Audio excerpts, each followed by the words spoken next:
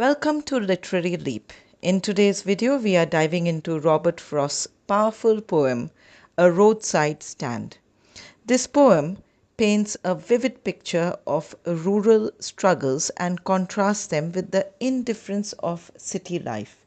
Through simple yet profound imagery, Frost brings out the themes of economic disparity and human longing. Let's explore how the roadside stand becomes a symbol of the rural people's hope, disappointment, and resilience in a rapidly changing world. Stay tuned as we unravel its deeper meanings and rich poetic devices. In these lines, the poet describes a small, humble roadside stand run by rural people who are trying to sell a few simple goods. They hope to earn some money from the fast moving city people who drive by but rarely stop. The poem reflects on the struggles of the poor in rural areas compared to the wealthy city dwellers. The little old house was out with a little new shed, in front at the edge of the road where the traffic sped. So we see a small old house has built a new shed right by the road. The road is busy with fast moving traffic, symbolizing the disconnect between the slow paced rural life and the quick paced city life. A roadside stand that too pathetically pled. Now, the stand is pathetically pleading, meaning it looks desperate for attention from passers by. The people running it are in need but do not beg openly. Their plea is implied by the simple goods they offer. It would not be fair to say, for a dole of bread.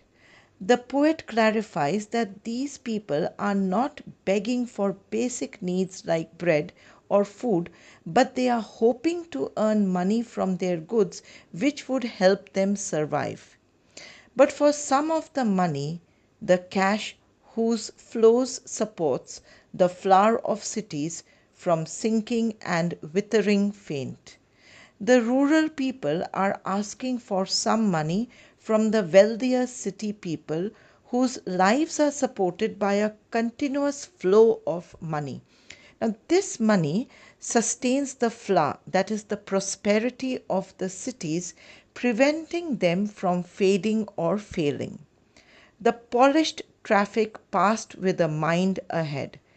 The polished traffic, that is, refined city dwellers, drives by without stopping, their thoughts focused on their future plans, ignoring the roadside stand completely. Or if ever aside a moment, then out of sorts. If anyone does happen to glance at the stand, they feel annoyed or irritated or out of sorts by its presence, at having the landscape marred with the artless paint of signs that with N turned wrong and S turned wrong. The city people feel that the stand spoils or mars the beautiful landscape with its poorly made, unprofessional, artless signs. The N and S are painted backward, showing the lack of sophistication in the rural people's efforts. Offered for sale wild berries in wooden quoits or crook-necked golden squash with silver warts. The stand offers simple homemade goods like wild berries and squash. The crook-necked golden squash with silver warts vividly describes the rustic produce, not polished or perfect, but natural and authentic. Or beauty rest in a beautiful mountain scene. The sign even advertises beauty rest, suggesting that the place is in a beautiful rural area where one can relax. However, the city dwellers don't seem to care. You have the money, but if you want to be mean, Why keep your money this crossly and go along? The rural people sarcastically say that if the city people want to be stingy or selfish, that is mean, they should just keep their money and move on instead of bothering to look at the stand. It shows the frustration of the people running the stand. Now, coming to figures of speech. The stand is described as pathetically pled. This is a personification as if the stand itself is begging for help. Alliteration is in the line pathetically pled. The repetition of the p sound creates a rhythmic effect. We also see imagery. The poem creates vivid pictures of the roadside stand, the speeding traffic, the signs with backward letters, and the produce like wild berries and golden squash. This helps readers visualize the contrast between rural and urban life. So, in a nutshell, we get the message of the poem emphasizing the economic divide between the rural and urban people and their frustrations. In these lines, Robert Frost shifts focus to the deeper emotional and social issues behind the plight of the rural people. He highlights the contrast between the promises made by those in power and the reality faced by the poor. The hurt to the scenery wouldn't be my complaint. The speaker says that they are not concerned about how the roadside stand might spoil the beautiful landscape. Their focus is not on the aesthetic harm to the scenery, but something deeper. So much as the trusting sorrow of what is unsaid.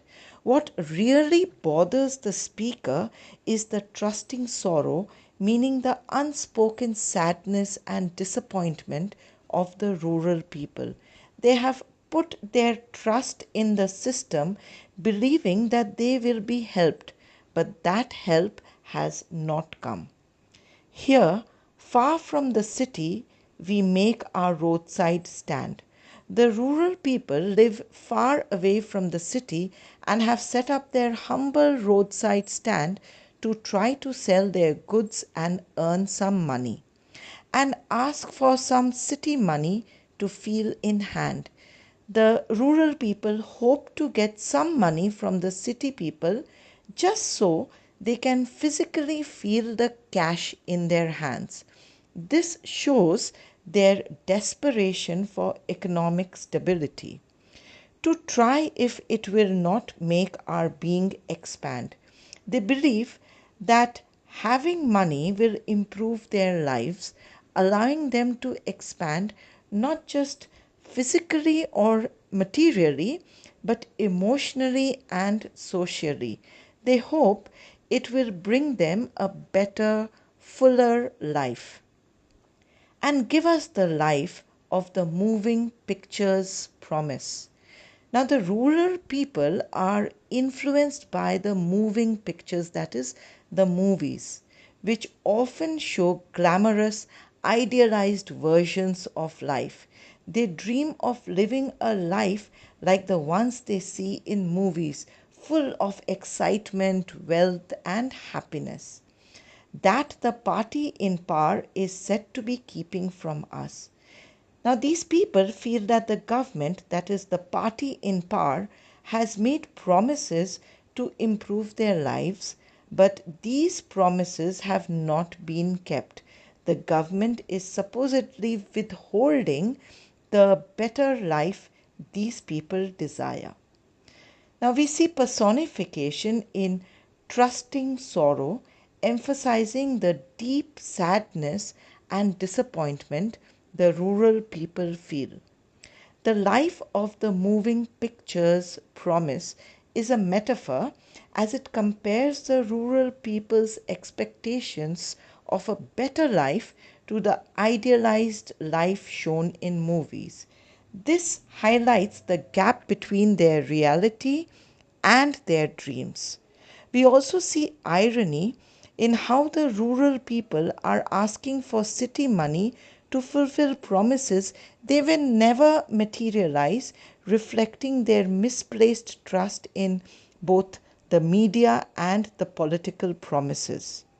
So, in these lines, the speaker is not upset about how the roadside stand might spoil the landscape, but is more troubled by the unspoken sadness of the rural people.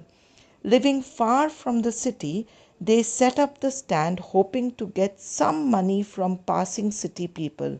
They believe that having this money will improve their lives and give them the glamorous life they see in movies, a life they feel the government has promised but is not delivering.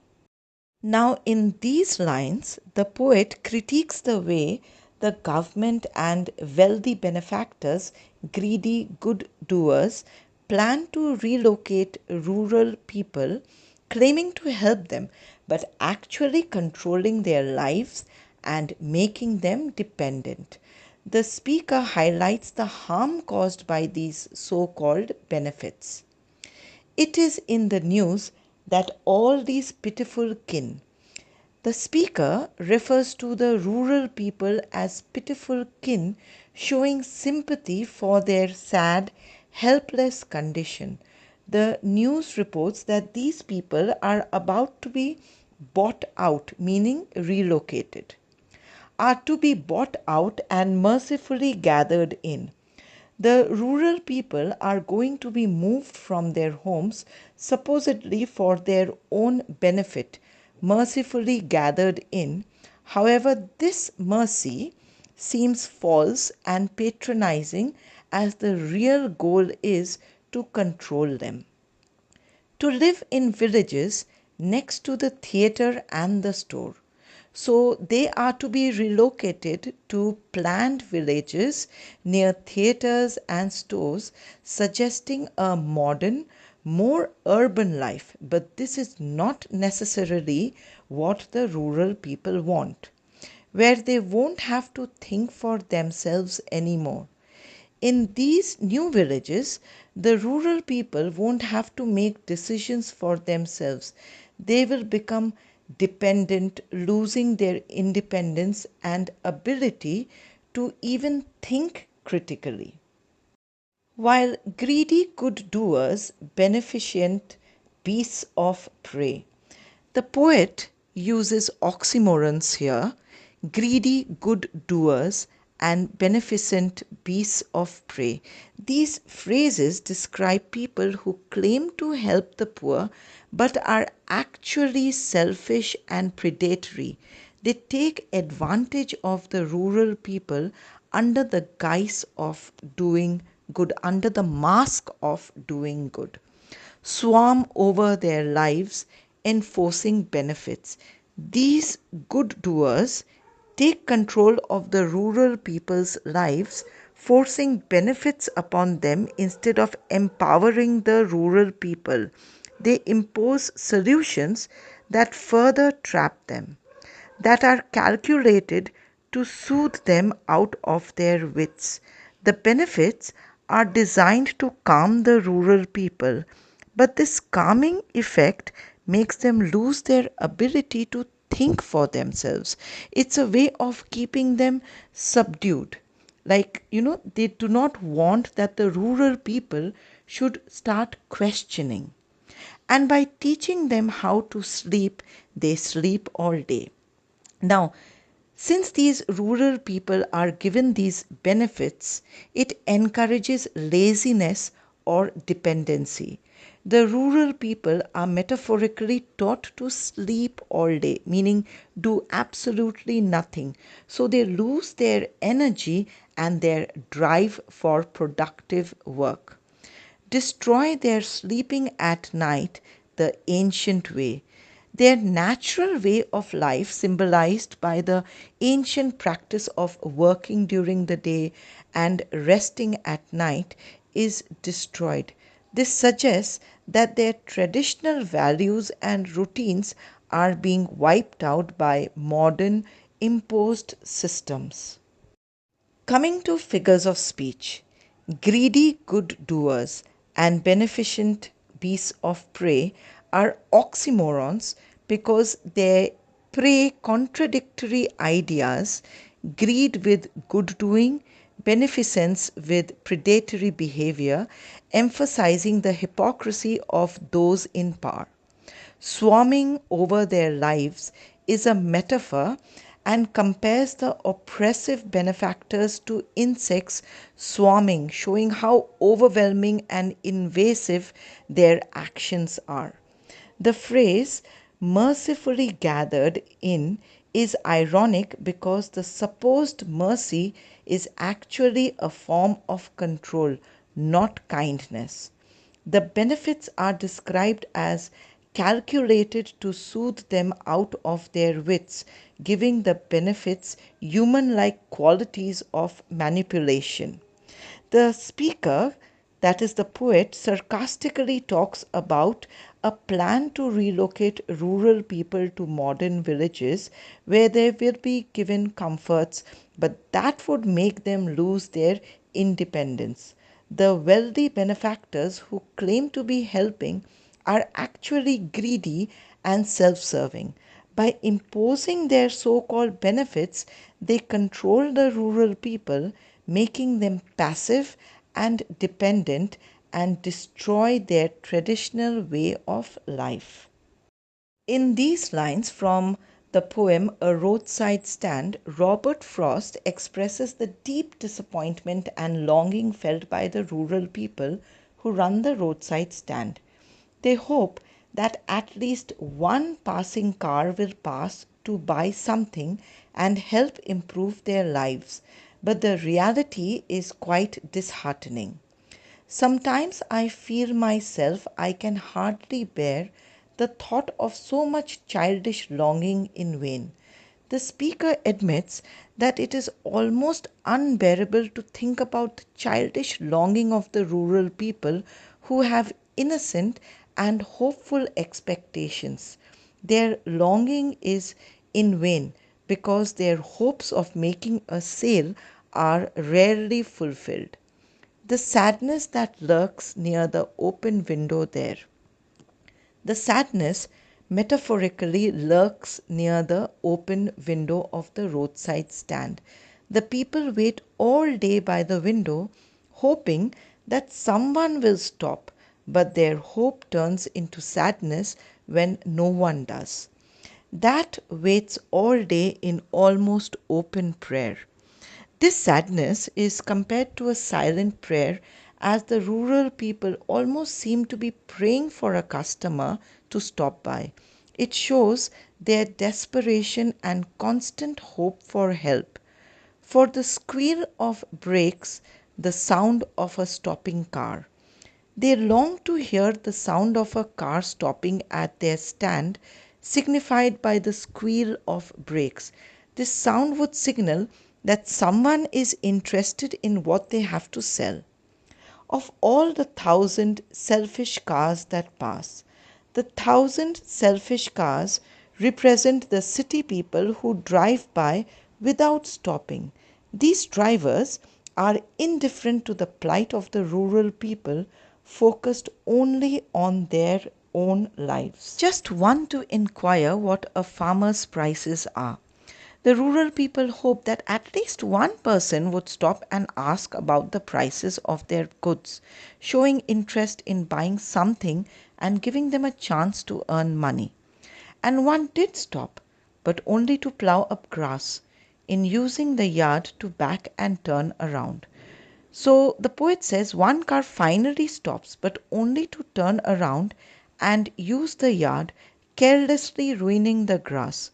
This action adds to the disappointment because the car doesn't stop to help, it only causes damage. And another to ask the way to where it was bound.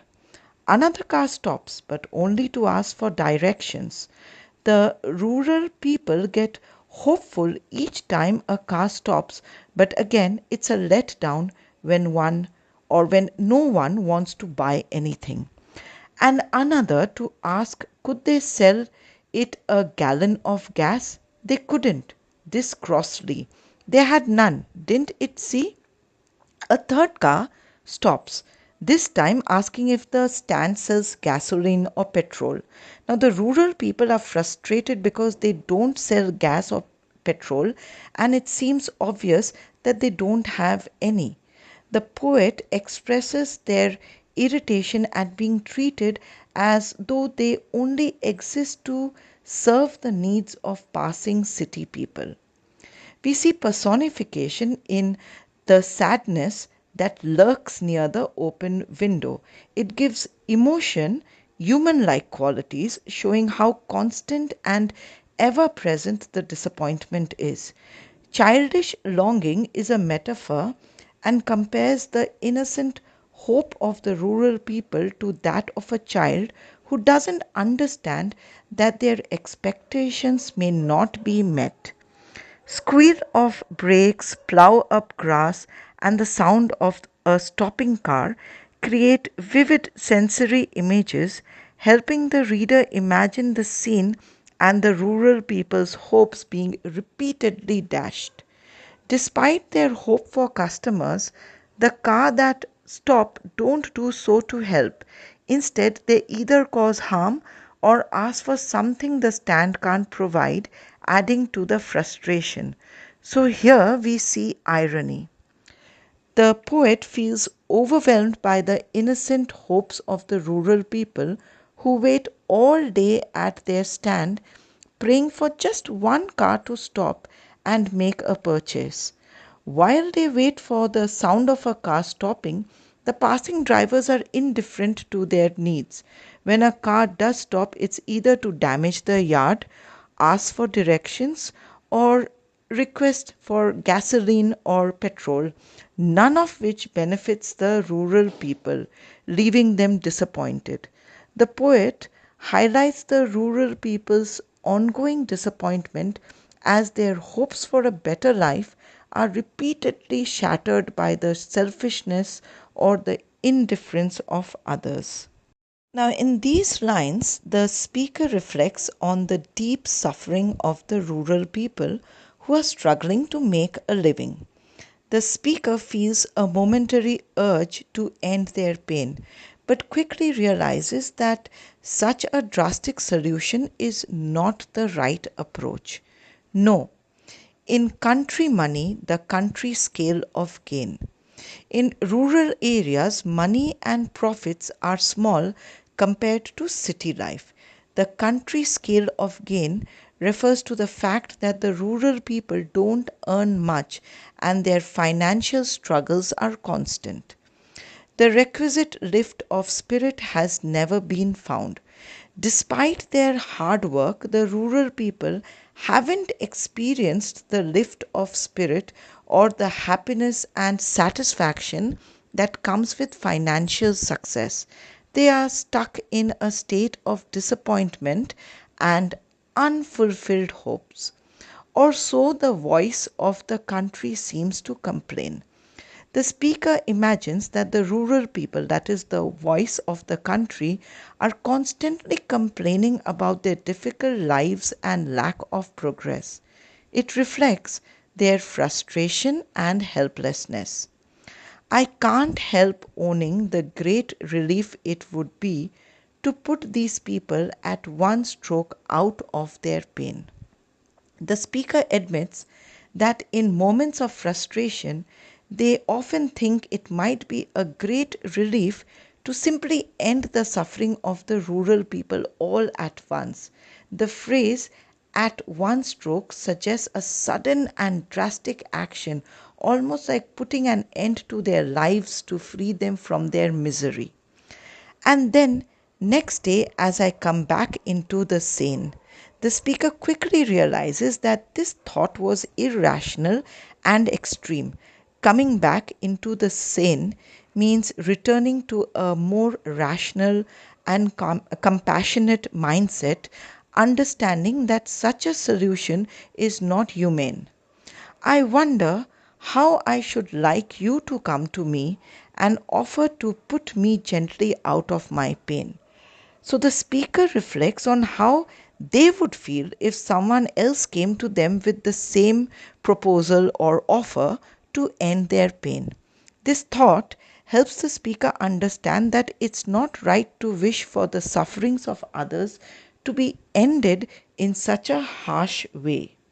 So now let's take a look at the figures of speech. The requisite lift of spirit is a metaphor for the happiness or success that the rural people are searching for but haven't found. The voice of the country personifies the rural community, giving them a collective voice that expresses their frustration. The speaker initially thinks it might be a relief to end the rural people's pain, but later realizes the irony. Such an act would be cruel, not compassionate. Now there's a rhetorical question. The line, "I wonder how I should like you to come to me," is a rhetorical question, as the speaker knows they wouldn't want someone else to offer to end their own suffering in the same way. The speaker reflects on how the rural people's lives are filled with hardship, and for a brief moment they think it would be better to end their suffering. However, they soon realize that this thought is irrational and inhuman. The speaker imagines how they would feel if someone offered to end their own pain, realizing that no one would want such a drastic solution to their problems. This part of the poem deals with the deep sympathy the speaker feels for the rural people, but also the realization that real help requires compassion and understanding, not some drastic measures. As we close this journey into Frost's roadside stand, let's remember it's not just about a humble stand by the road. It's about the big dreams that live in small places and the deep disconnect between two worlds. Perhaps the next time we speed past a roadside stand, we'll pause not just to buy some fresh corn, but to acknowledge the lives and dreams behind those weathered walls. And hey, who knows? That little bag of apples might just taste sweeter when you remember the story they carry. And until next time, let's keep finding beauty even in the smallest roadside stands. Thank you for joining me in exploring this profound poem. If you enjoyed this breakdown and have any questions or thoughts about the poem we just discussed, feel free to leave them in the comments below. Before we wrap up, don't forget, on my channel, you'll also find MCQs and detailed questions and answers to help you prepare thoroughly for your exams. Don't forget to like this video if you found it helpful, subscribe for more literary insights, and hit the bell icon to stay updated on all our latest content. Until next time, keep the wonder alive, and as always, stay curious, stay creative, and keep leaping into literature with Literary Leap.